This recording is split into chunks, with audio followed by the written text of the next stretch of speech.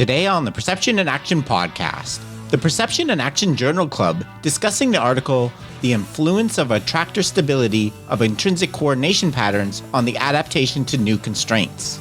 So it's time for a call to action. Hi everyone, this is Rob Gray from Arizona State University and PerceptionAction.com. Welcome to the Perception and Action podcast, where I discuss how psychological research can be applied to improving performance, accelerating skill acquisition, and designing technologies. In today's episode, I'm joined by Andrew Wilson, Marianne Davies, and Harjeev Singh to discuss a really interesting new article looking at the relationship between the stability of an attractor and how well a performer can adapt to a new task constraint in juggling. Hi everyone, welcome to the second Perception and Action Journal Club. I'm going to start by going around the virtual room. We got a nice symmetrical room. So we'll start, going to start in the, top right for me with Andrew. So just introduce yourself, Andrew. Hi, I'm Andrew Wilson. I'm a reader in psychology at Leeds Beck University in the UK.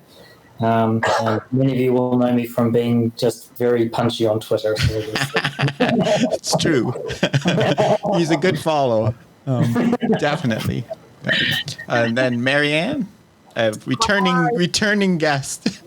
It's like Hollywood Squares. From last week. So my name is Marianne Davies. I'm doing a part-time PhD with Keith Davids at Sheffield Hallam, and also at Part 3 with Jane Williams, looking at equestrian sports coaching and how we can apply ecological dynamics to skill acquisition in sports coaching. Cool. And I'm also senior coach developer with UK Coaching. Awesome. And Harjeev, down in the bottom left.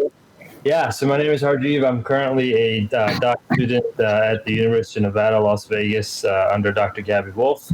Background is primarily in motor learning, and I'm interested in the instruction and feedback, so characteristics of instruction and feedback as they relate to optimizing motor performance. Cool. So to start off with, I'm not going to make you prove it, but I wanted to ask, is anyone a juggler in here? I am. Yeah? I can just say. Okay.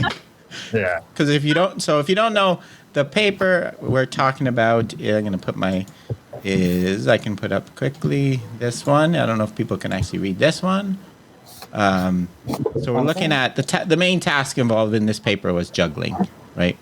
So good. So I don't juggle at all. So I won't. You can create. If we sound like a fool with something, we have some people that know how to do it. Just by me, it'll be fine. So you can too, Mary. Everyone can, but me. Nice. Okay. I should have asked for a demo. Okay. So to start off with, maybe I don't know if I want to start just kind of general overview or thoughts on the paper before we dive in. Harjeev, do you want to start? Yeah, I thought the paper was actually really interesting, being that being that skill acquisition is starting to really get into this whole dynamic systems perspective. I think it gives you a good sort of foundation to understand that what you are being taught as a beginner actually matters, and the way you're taught actually matters into your development of expertise, because that's the role, right, of any coach or clinician. For example, I bring someone back from an injury. It's the same thing at the end of the day. So really understanding how what, to put it in layman's terms, how you're taught as a novice truly actually affects your development, and that variability is important. Cool. So I think that's a good way to put it off. Yeah. Okay, cool. Marianne, do you want to?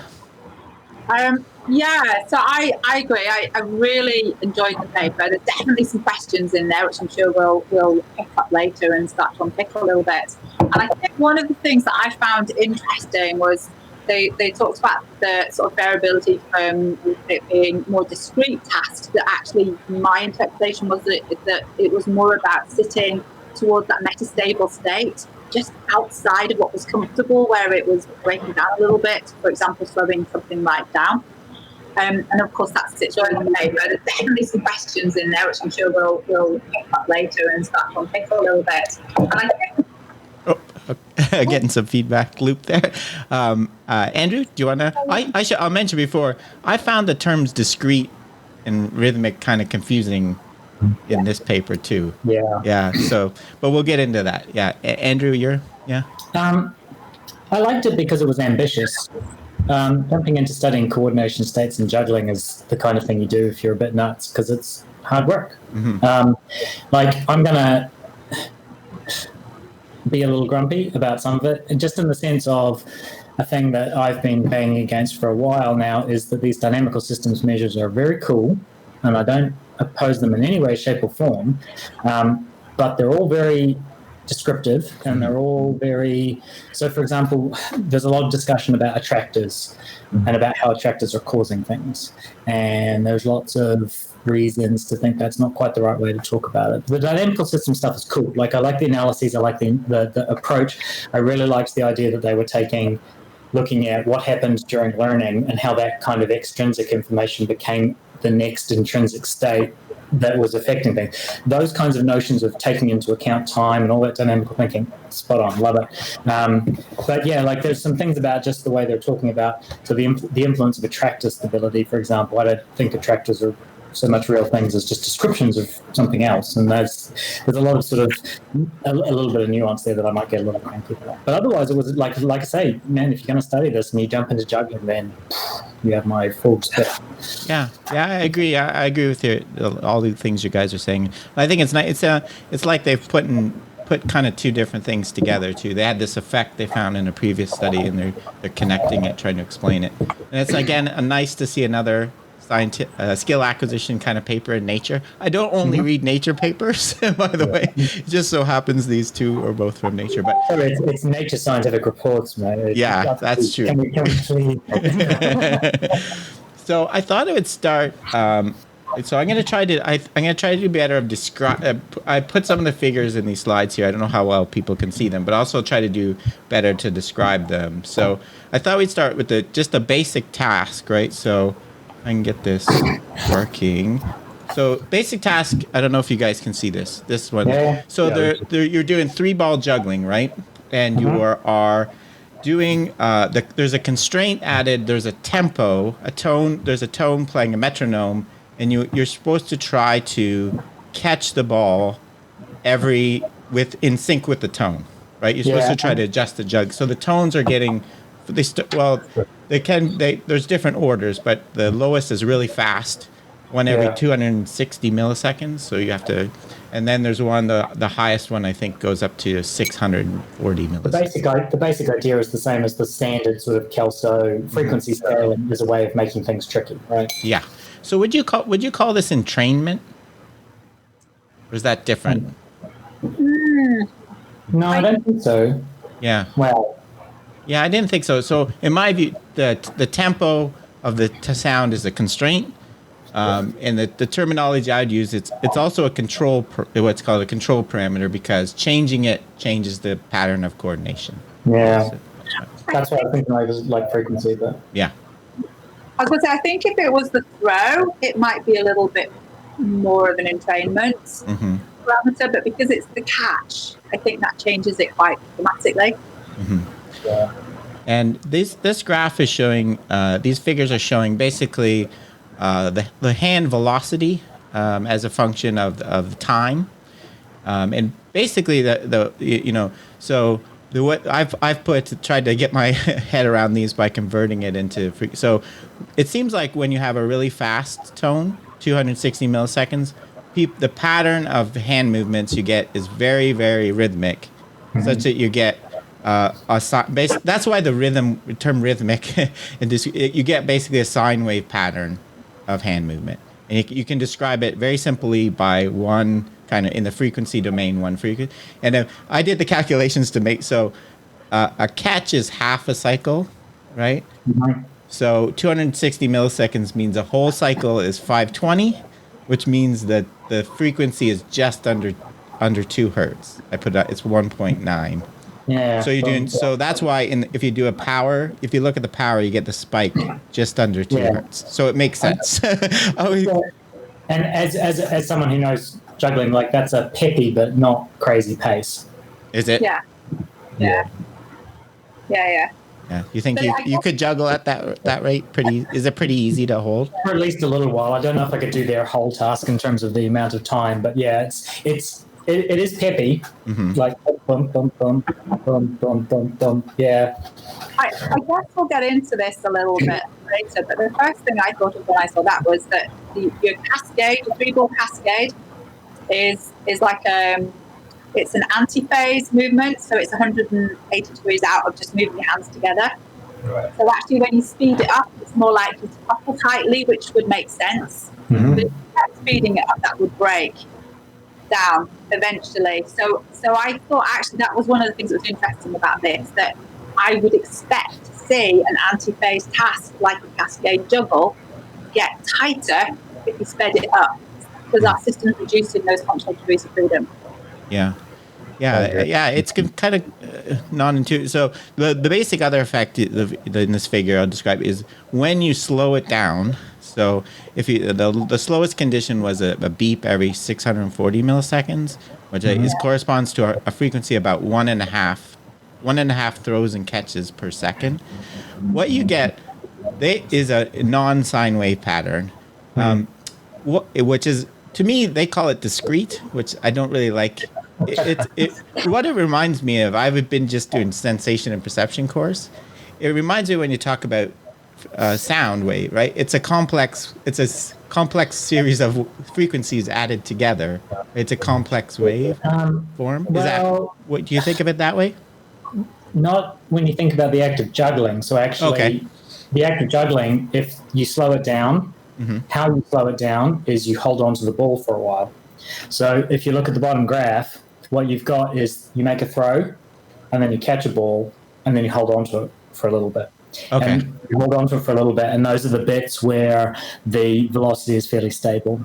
And so them calling it discrete versus rhythmic didn't sound crazy to me. Like, I get your point, but I think what they're trying to get at is the idea is that at that higher frequency, you've kind of got to go, your hand is going bum, bum, bum, bum, bum, bum, and a nice kind of smooth, continuous movement, whereas at the slower rate, you go bum, bum. You're waiting. Okay. Bum, bum. And there is a discreteness, there is a kind of a break as opposed to just, that's why I was saying earlier, it's a peppy pace, the fast pace, where you do just have to keep moving, whereas like the slower pace is a weird pace for a juggler.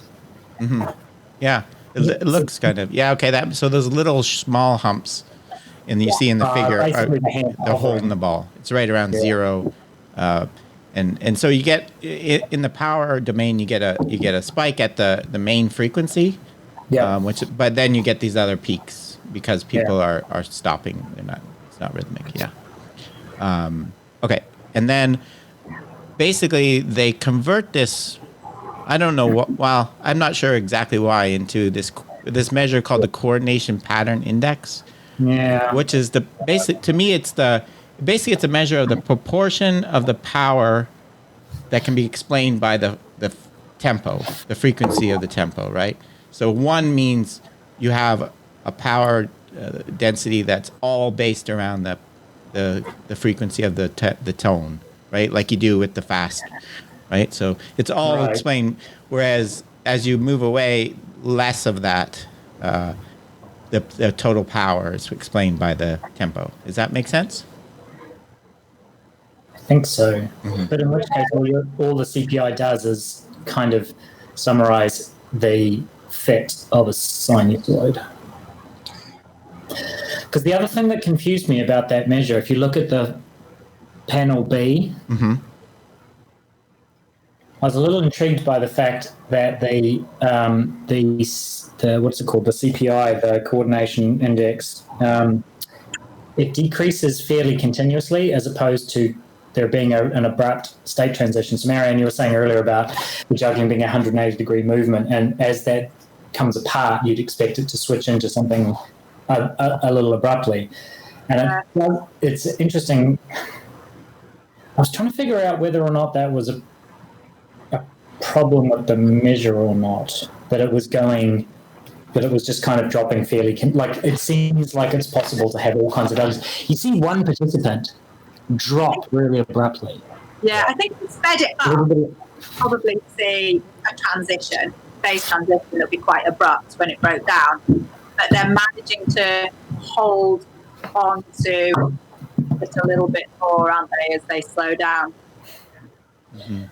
I can't tell whether that performance in the middle is them successfully just modulating the tempo of the sinusoid until you just flat out can't do it and you have to do the kind of more pause movement. But I don't know. I felt like there should have been at some point a more abrupt switch. I feel like those two modes, the rhythmic mode and the discrete mode, are sufficiently different that it's not clear what would be halfway in between.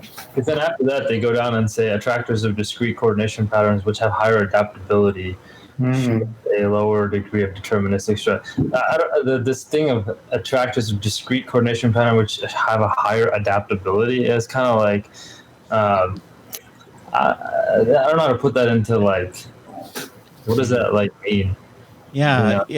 I don't know. Yeah, and I agree. I don't know what quite this measure adds. I don't know. I don't think it quite describes what's going on very well. I agree with you guys.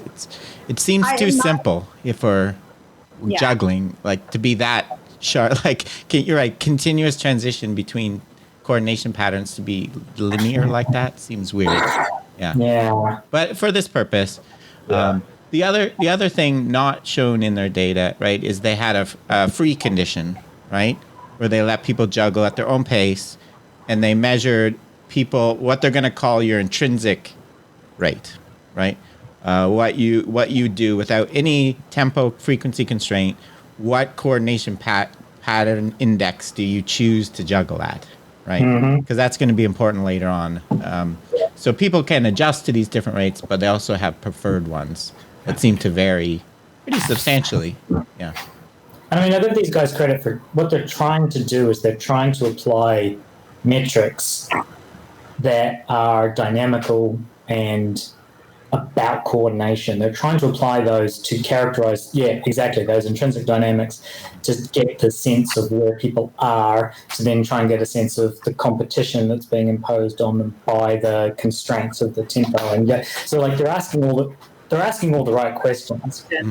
Yeah, I thought that, and that overall that they were. My impression was they're trying to look at what that performance looks like with a sort of a stable but weak attractor state, so something that's reliable but you can move out of easily and adapt, which again sits in with that idea of training a more metastable state, so outside where it's really comfortable.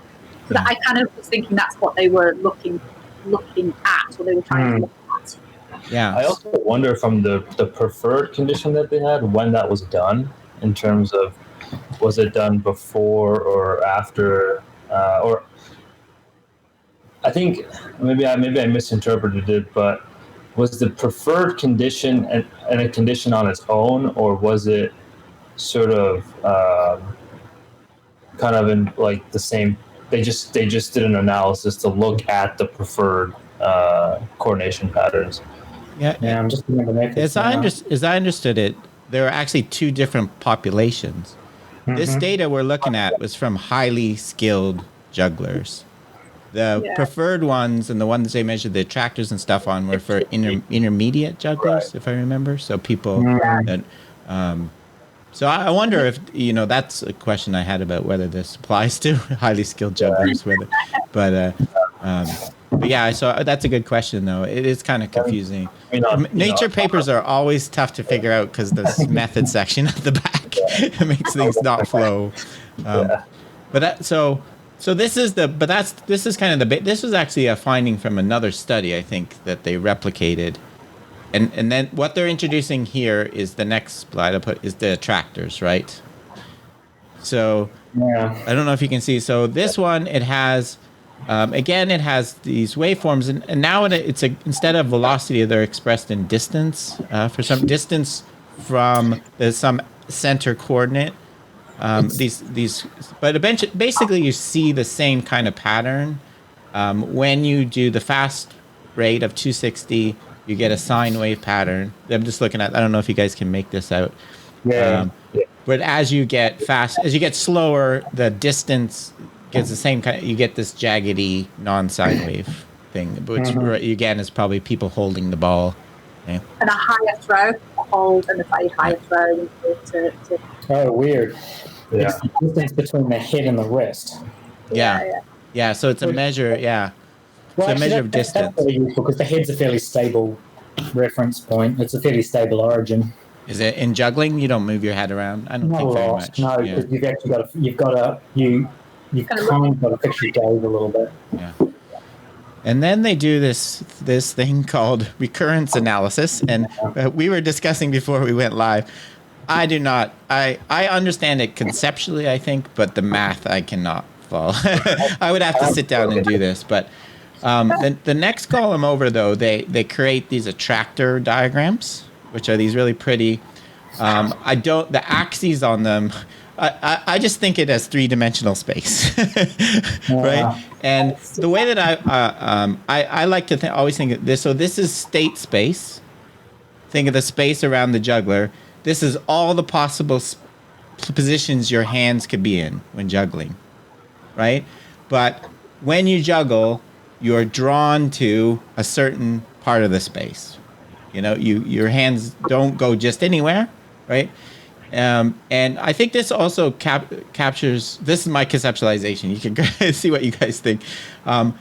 It captures an important part of the an attractor, right? Sometimes you think of it as a point, right? Mm-hmm. But attractor is really a trajectory, right? Yeah. It's a trajectory in space.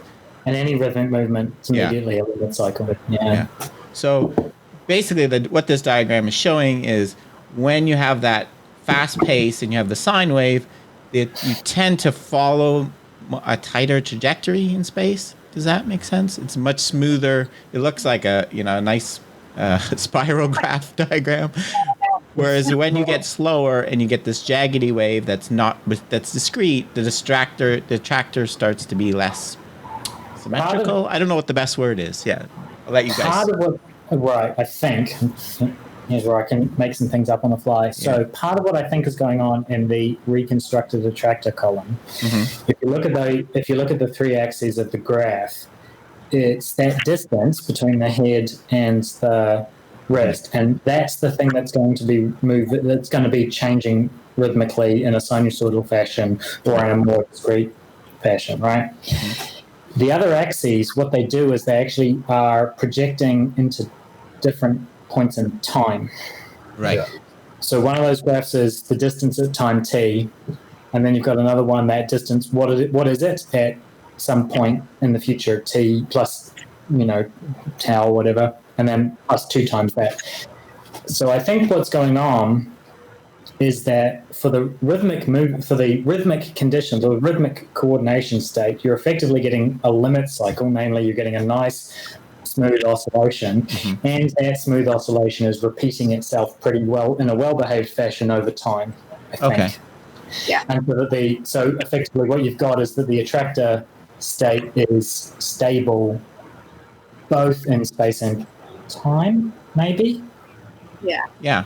So it's at the very least it's stable over time, independent of it. Like, so actually the exact amplitude, actually, if you look at the raw data, the exact amplitude and the exact centering of it drifts, but the rhythmical structure of it is reasonably stable over time. But then as you go down, that if you notice let's see, you get down to the 380 millisecond condition, the next row down, and it's starting to come apart, and it's no longer circular, and it's falling apart again by 500 milliseconds. And then I think by 620, I think the idea is that it's transitioned into a different state, and that's the more rhythmic one. So it's still kind of rhythmic up until 500 milliseconds, and somewhere between 500 and 620, the rhythmic coordination state falls apart and gets replaced by the more discrete one, I think. And that's just showing that what it is, that what does the movement look like? What's the stability of the movement over time? Yeah. Sorry, go ahead. Yeah, no, I very much agree with that interpretation. I was thinking that that fast one, you've got that limit cycle oscillator. It's that antiphase movement of the hands that as it's quite fast, so it's tightly coupled. And again, that's probably a function of movement system degrees of freedom being restricted just because of the speed, because of the challenge of that task. And then, but that's also how we're sort of evolved to coordinate. You know, it's because it is an antiphase, a 180-degree antiphase task. It would fall into that quite easily, and as you slow it down, it starts to break up. So I guess I think one of the questions I had in terms of taking this graph and chart here and kind of thinking about it in real life examples, take any skill, it would be if we break down a skill, for example, for its component parts, making it so that it's very discrete in nature, is that sort of something that we can say is not good in a way? That if we look at just looking at this graph in general, I mean, slow things down, you may not hit, or you may not be as optimal as keeping things in real time, for example. Yes, so like tasks have like preferred tempos, for example. Like in going slower is actually just as hard as going faster sometimes. Yeah, but they're getting better transfer, aren't they, from the slow one? Yeah, I think that's kind of the surprise ending of this paper, right? What you think is good, the sine wave, the rhythmic, ends up being bad. Yeah. I read that and I was. I kind of where I went with that was I was kind of thinking, okay, well, as a beginner, I think you do need some stability, so you wouldn't want to interrupt that too quickly. But I was thinking about it in terms of equestrian sports, and I know horses are more tightly coupled anyway. But what tends to happen within, if people are looking at training, that is that they will deliberately, and this is my understanding. So, for example, you want to train a trot, you slow it down till it's at that metastable state where it wants to break into a walk. So they talked a little bit about some of the other studies about this, so if we think about skill performance being about harnessing that metastability and system degeneracy, then as you slow down or speed something up towards that point where it gets wobbly, what's on my ugly curve, that ugly zone, then being able to move in and out of that is actually allowing more variability or more performance variability in the future, as long as it's stable, as long as it's repeatable enough, create a weaker attractor state so you can move out of it quickly. So it's kind of like that classic, the classic martial arts stance, where you're sort of like hopping around on the spot. So you're ready to go anywhere. It's weakly stable attractor state. I'm not sure if I'm explaining that as well. No, I think that's a good description.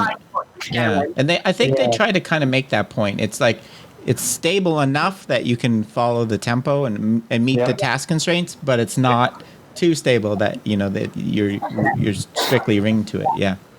And so in equestrian sports, if you talk to people like the top riders, like Carl Hester or somebody, he'll say, don't do 1 or 2 transitions in your 20-minute training session. Do 1 or 200. Yeah.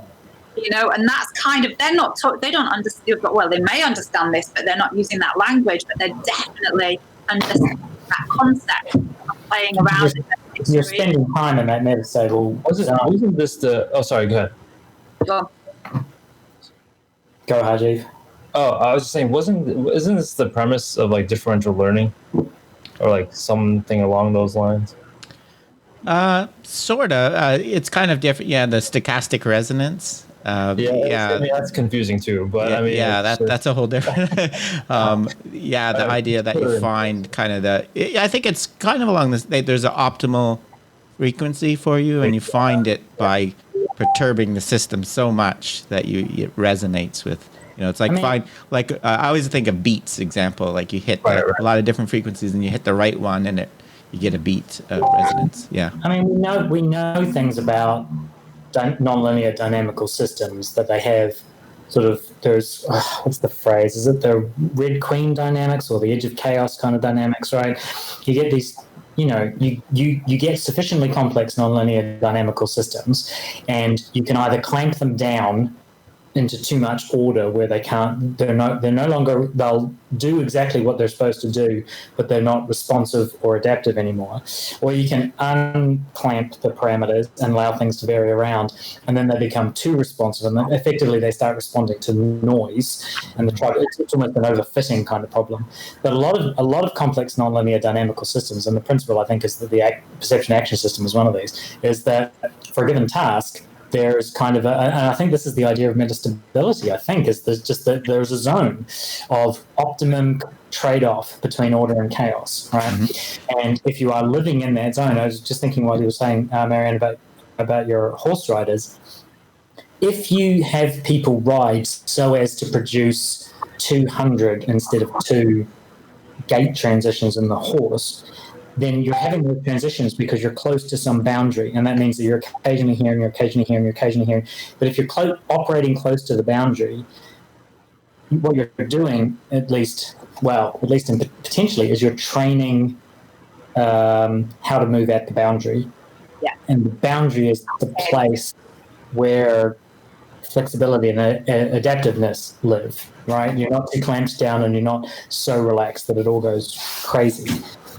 Yeah. But you're right. And that's what all these dynamical systems measures are trying to kind of get at. You're trying to talk about how stable the attractor is, how potentially, I don't think RQA gets into sort of metastability and things, but like stability is not necessarily a good thing. Yeah. There's, it's all, yeah. But I think one of the things the paper could have done better was to really expand on that a little bit, because actually, like you say, we need enough stability, and certainly learners do. And so you kind of look at how stable is it, and if it's unstable, then you don't want to be pushing it out of that stable state. Yep. Because as a performer, you want to be able to move in and out of it, and like you say, cross those boundaries into different movement coordination dynamics. So you do need to be able to have be able to operate in that position where you've got a weak attractor state and it's highly adaptable. Yeah. But you don't get that if it's okay in the first place. And I've got a horse that's just like, her movement was so much that I spent all my time trying to limit what she did and getting her to do. And I'm like, this is. Can I tell my favorite dynamical system story, which is Esther Thalen's reaching studies back in the early 80s, right? These longitudinal studies. And she has, I'm trying to remember their name. She has 2 case studies, I think, that she reports in the paper along with a bunch of sort of average data. But there's a little boy, right? So the task is, you're an infant and you're learning how to do visually guided reaching. And so they jingle some keys in front of you. And the question is, how long does it take you?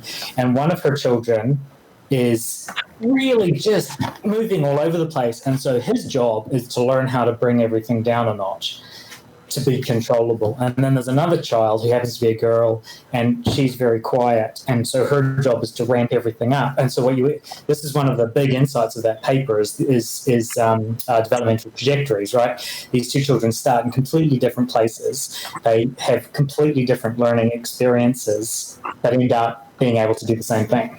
Right, and that's exactly what your horse is doing. And then, I guess it's funny. All these dynamical systems measures, right? What are they measuring? They're measuring stability of attractors. They're measuring, all these recurrence measures, all these kinds of ideas of the kind of how stable the system is. But actually, that's not what we want to measure. We actually want to measure of adaptiveness. How adaptive is the current dynamical regime that the perception action system is implementing? And the part of the difficulty in building those measures is that what counts as adaptive is highly task specific, and it's going to vary all over the place for lots of reasons. What combination, what level of stability, what trade-off with stability and instability constitutes adaptiveness for a given individual at a given moment in time? So that's one of the things I get nervous about, or not nervous about, but these dynamical systems measures, they're the right kinds of measures. They're asking the right kinds of questions. They're looking for stability over time, as opposed to, they're not looking for strict repetition, but they're looking for higher order structure that's maintained over time. All the right questions, except that it's not quite what we psychologists want to know about. Yeah, I agree. I think what you're saying, the big shortcoming for this paper for me is, and I see this a lot, you dive into the measures and they forgot about what the task is. Yes. They stop talking about juggling. They very rarely talk about the actual performance, like how well did people keep the rhythm? Did they drop the balls? Things we care about. Like they dive into all these complicated measures, and if you read this paper, you'd be forgiven for not remembering it's juggling because they hardly ever talk about it. Yeah, that's really typical of papers doing this kind of dynamical systems analysis on motor control. They get really into the dynamical systems and they forget about the motor control. Yeah. And it's so frustrating because those numbers are potentially really useful, but only if they're used in service of a psychological question. Yeah, exactly. Also, they didn't really tell you what they said to the participant. Just yeah, that you're true. Yeah, that's a big point for you, isn't it? Yeah. Just to finish this off, the last point. So in this recurrence analysis, you get these three measures: recurrence, determinism, max line, which are basically measures of how stable the attractor is. Right? There are different ways of expressing it. You get these fancy plots, but all this comes into play. The next one. So what they're showing is that you can relate the coordination pattern index, how rhythmic your juggling is, to these measures, right? The more rhythmic coordination, the faster juggling has more stable attractor. That's what this graph is showing, right? So I think, right? More, yeah. So, according to my notes, so the top row is showing that there's no, both of the attractors are stable enough. So as things vary across the x-axis, performance is okay, which means that they're both legitimate options. But then the bottom row shows, the rhythmic there. So the value of 1 on the x-axis gives you a higher score on max line, namely that it's more like 0, and discrete is more like 180 if it was a finger whittling kind of thing. Yeah, it's like this. But again, if you've got a speeded up antiphase task, antiphase, and you speed it up, you're going to find it's much more deterministic because you're kind of locked into that reducible speed. Yeah, that's the whole point of that. A lot of that kind of, right? You've kind of you've found the control parameter that's pushed you into one solution.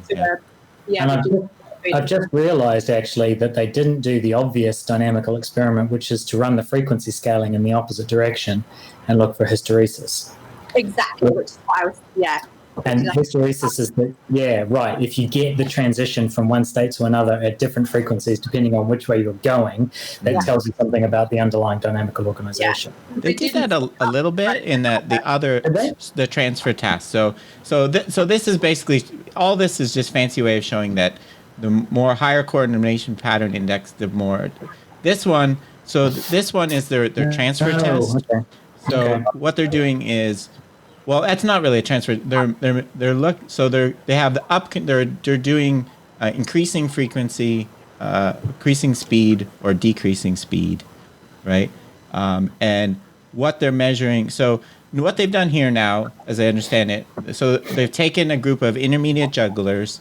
They've done a free condition, so to find their intrinsic coordinate. What's their intrinsic coordination pattern index, right? If you let them just juggle on their own, are they going to do the discrete stopping, or are they going to dribble fast? What tempo? So that's going to be the same as tempo, right? Yeah. So they established that. That's basically the x-axis on these graphs.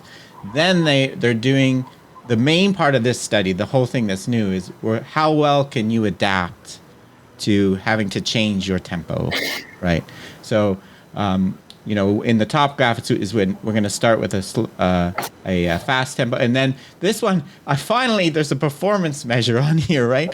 They're measuring how well you can actually keep up with the tone, right? That asynchrony measure is 0 means you're perfectly in time with the tone. The bottom, as you go higher, is percentage of your off at a sync, basically.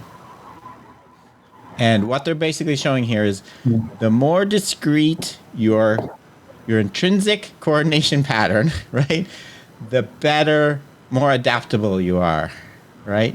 You're better able to adapt to different tempos. You have less asynchrony. this is kind of the surprise twist. I said the less the people that have would naturally juggle with a really stable attractor and a nice sine wave can't adjust as well when you make them go faster or slower, right? That's kind of the. Which is that what you guys trying to take it? I agree 100%. But if we were to, this might. I mean, let's just say that we look at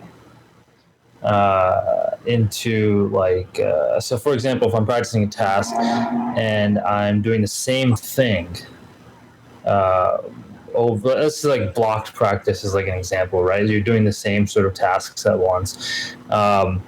That's technically, in a sense, more let's just say that's more rhythmic in nature because you're kind of getting it, right? You're repeating it, you're kind of getting it. When you go into this more random practice or whatever you want to call it, you become very discrete because you're doing things differently. Therefore, you're not. You don't have that sort of automaticity that you had. So, likewise, can we say that this is sort of like saying if you were to do it that way, you're able to adapt to different constraints in the future in whatever practice it may be. That's just the way that I sort of started to think about it, just because I like to draw conclusions from these things because these pictures are kind of weird at some points. But yeah, that's just sort of like how I thought of it. I might be totally wrong, but Can I just step back for a second? Sure. Yeah. Just trying to get my head around this last result again. Hang on. So let me have a look at this graph. Yeah, so I think that's the way. So the CPI is the Pearson's intrinsic one, right? I'm pretty sure that. Yeah. And if you look, I wanted just to go back. You can see it goes from 0.6 to 1. If you put that into the time domain over here, we're talking about 200 to 400. We're not talking about the super slow dribbling. No one doesn't look like anyone intrinsically juggling has a super slow juggling, right? So these participants, I'm just trying to remember, these participants are all the intermediate skilled ones, right? Yeah, let me just. But what they're sorted by is their intrinsic tempo, not by how good they are. Exactly. Yeah, so, that's just confusing. Yes. so one of the issues could be that having a more discrete pattern. So like doing the hold and pause and the hold and the pause as kind of your baseline.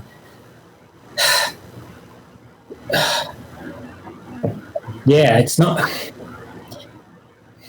Yeah, to me that sounds worse, doesn't it? It sounds like you're a less skilled juggler if you have to do that. It does. Yeah. But also it's weird. So hang on. Those people. So the question is the coordination pattern index is giving you an index of whether or not you are more discrete or more continuous. It's not necessarily an index of skill of the thrower. Right? No, not at all. And in fact, actually, in theory, the graph shows that it's not, right? Because as you get more rhythmic, you get less adaptable.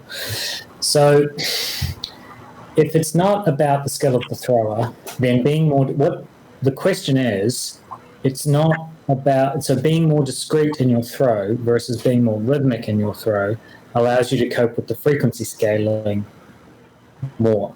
So it's not about being a better or a worse juggler that allows you to be more adaptive. It's about the style that you kind of picture, that's your basic baseline, allows you to be more adaptive.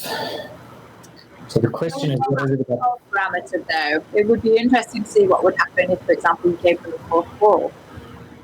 Because there's one parameter being used, doesn't there? That's a whole, the fourth, adding another ball though is an entirely different coordination pattern just of the hand.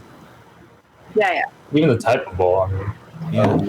But yeah, and to your point a few moments, it looks like there's some kind of hysteresis effect, right? The graphs are different for when you go up in tempo and down in tempo. The down one's flatter for some reason. So there is an order effect. I don't remember them talking about that at all, about what it meant. But so I take it back. They have done, and at least in one condition, they've done the obvious sort of hysteresis thing. And the fact that there is something looking like hysteresis shows that they are in fact studying the kind of dynamical system that's not crazy to apply these kind of metrics to. I'm just trying to think about, so I'm just trying to think about what it is, so I'm a psychologist, I'm not like a dynamical systems theorist, right? So I want to know get back to what Rob was saying. I want to get back to what the jugglers were doing and how that might correspond to more or less responsiveness to the frequency scaling. Yeah, one of the I would say things I would have loved to seen some measure of performance in the free juggling. Yeah, absolutely. If we make the assumption, maybe we make the assumption everybody. I don't know. How do you measure performance in juggling though? Like, I guess I don't know. Actually, I did a pilot study during my master's with one-handed juggling, actually, and basically the idea was to just do two balls at the same time, and this was just for a class. And one of the metrics people use is time, in terms of the balls here, in terms of wrist extension and flexion, and how you flip the ball up, and then the amount of times you catch the ball is another sort of thing that they use. These guys were motion tracking the balls, right? You could look at the trajectory of the ball, and characterize. It's funny, they went to all the trouble of recording all of that. Mm-hmm. None of their analysis is in, just the ball trajectory. So it gets back again. There's plenty of performance measures. You could look at how reliable the resulting parabola was going from hand to hand, right? You could characterize the trajectory from hand to hand, and you could just look to see how consistent that was over time, right? Are they producing the same thing, or are you doing what I often do, which is to produce all kinds of crazy goddamn things and you have to code them, right? Yeah. Sorry, Marianne, go ahead. That was the bit that I thought was really interesting because, again, I think certainly for me, traditionally, I thought that something that's rhythmic shows a high skill. You've got an attractor, kind of like stable movement coordination pattern if it's rhythmic. So, and again, if I go back to horses and things like skeletal training, the very first one is rhythm. Actually, it's rhythm before relaxation. That's considered one of the key performance indicator.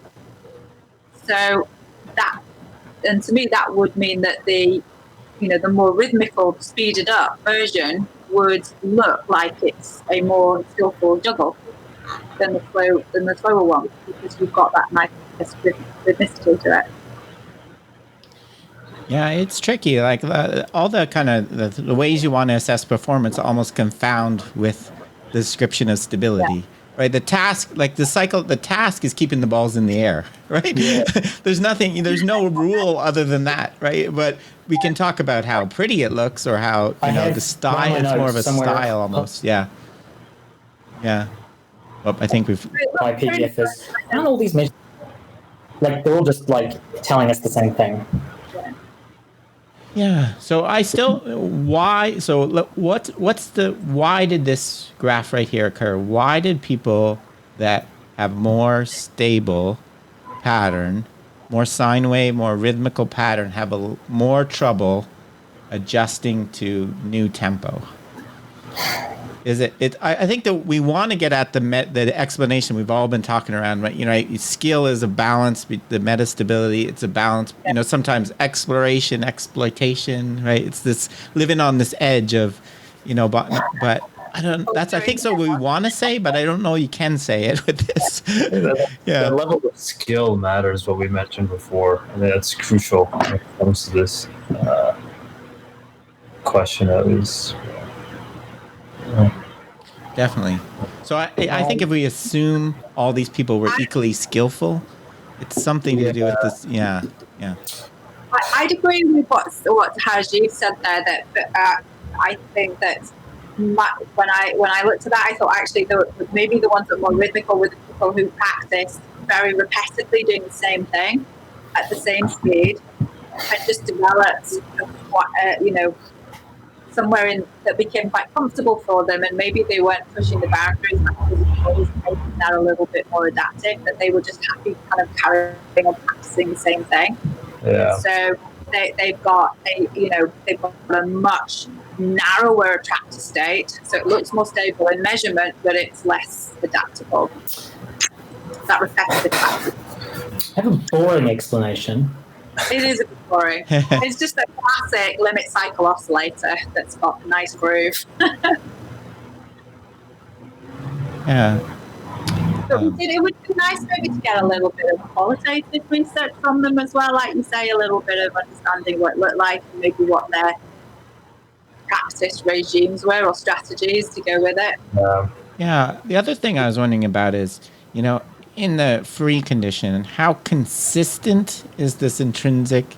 Like, if you have a really skilled juggler, would one time you ask them, would they juggle at this tempo and another time at that? Like, maybe you're right. I think maybe you're on, like, there's some people, they learn one way. This is how I juggle. There's other people, maybe they fooled around with 4 balls, done different. And so if you just ask them to pick up a ball, maybe they would do a bunch of different things depending on what day it is, right? And so they're just more flexible. Yeah. Can I? Yeah, go ahead, Andrew. Yeah.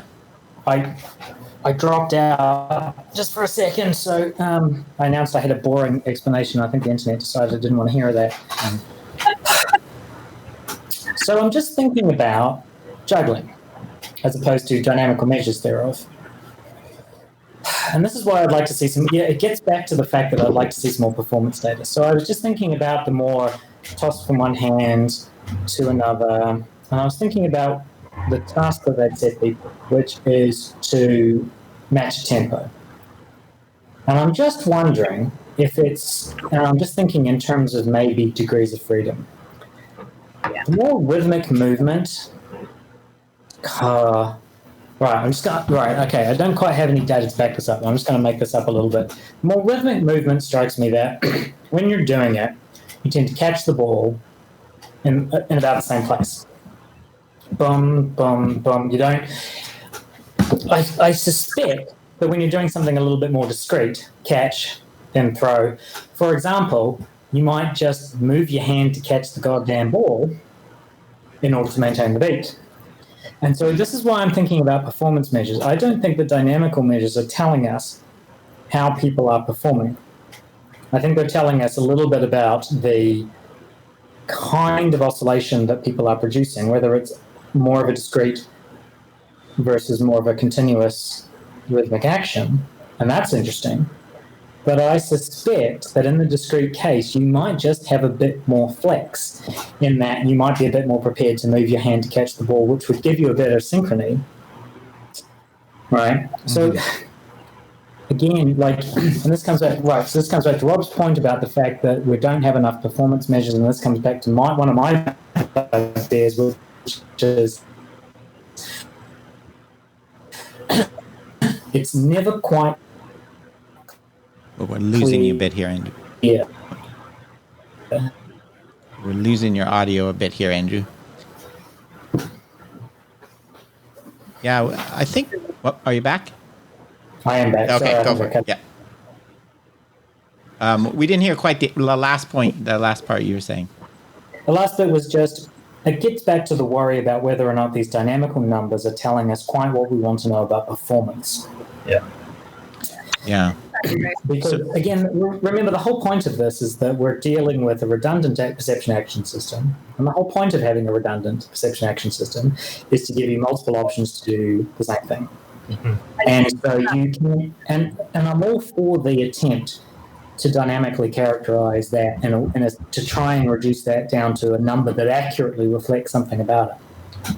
But I'm just wondering if there might just be, I always come back to, and like people keep asking, what were the jugglers actually asked to do? Yeah. They were asked to maintain a beat, maintain catch on a tempo, or was it catch or throw? I can't remember. One or the other.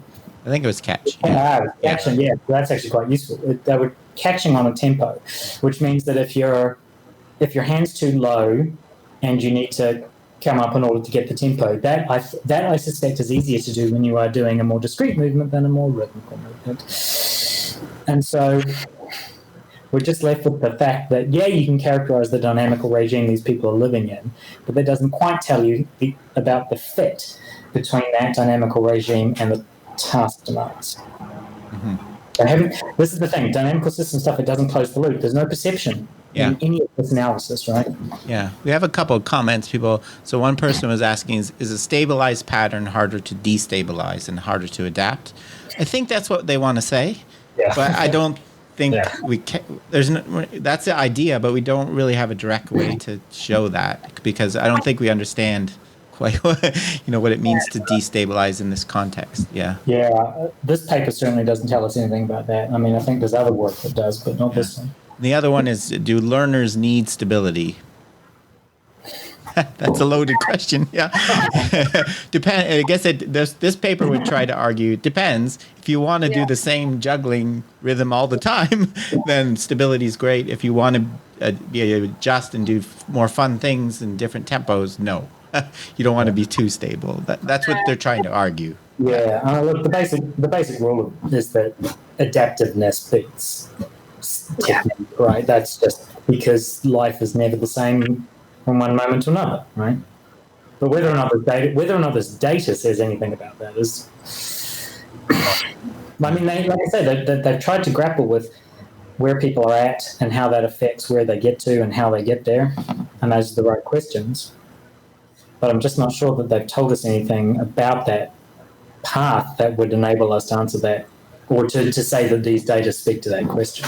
Yeah, I agree. Okay, well, we've been almost talking about this for an hour. Do you want? Is there anyone? How about some? Is there any other points or final thoughts? Anyone want to go around? Marianne, do you want to? I think just picking up on that last question, that it goes back to Andrew picked up on that we're always talking about that balance between chaos and stability, and we do need some stability. Otherwise, there isn't the ability to between stable states and be skillful. So it's not. There isn't an either or, and I think that's where the skill comes in. As certainly as a coach, maybe a performer, is being able to interpret, how much stability you need and when to play around towards those edges of that, like that metastable state where you're pushing the system just to the edges of where it's stable, whether from whatever control parameter you're doing that in. And it's a skill, and like you say, and really important that's done with the perceptual information and the sight bit involved, while not separating them all out.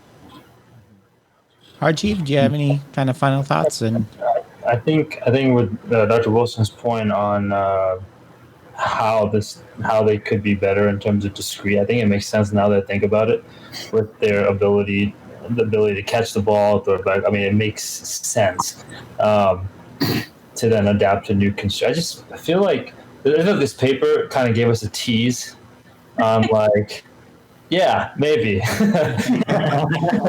We'll see. So I think the paper itself was really, really well written, just in terms of what they were trying to do. But performance, I think, definitely much needed.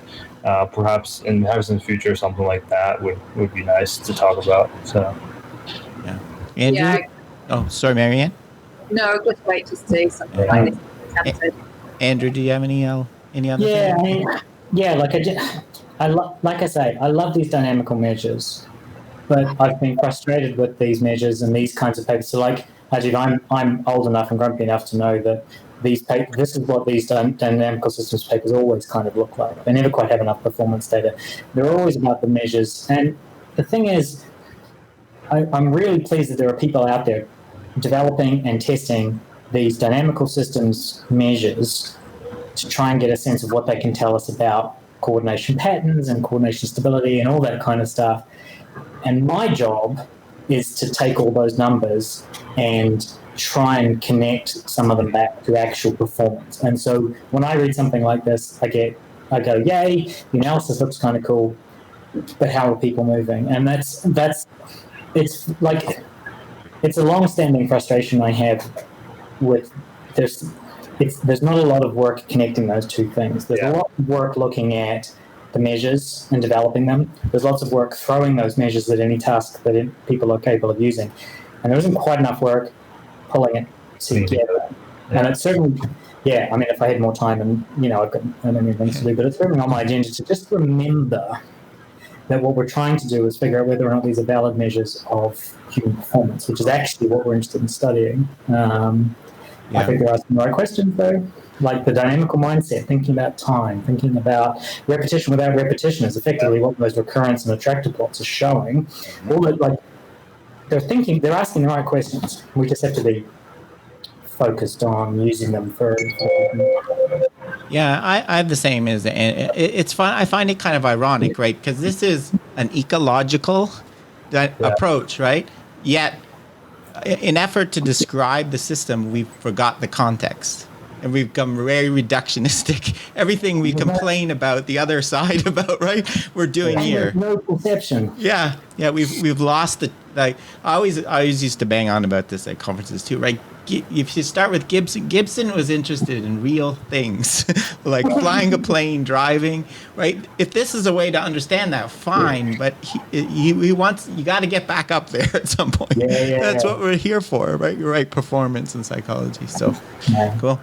Well, thank you very much, everyone. I thought that was a lot of fun. I think we did a reasonably good job, and it definitely was an interesting paper. You could talk about it for an hour. It's no matter what you think of it, that gets a lot of it. So we will sign off.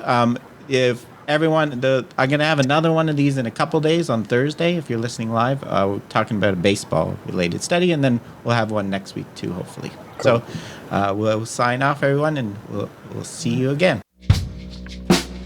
Okay, that's it for today's episode. Remember, you can contact me at robgray@asu.edu or follow me on Twitter @ShakyWeights. To find out more about the podcast, please check out perceptionaction.com. Finally, to support the podcast and receive bonus materials, including written transcripts, please head over to patreon.com/perceptionaction. This is Rob Gray from ASU. Cheers for now, and keep 'em coupled.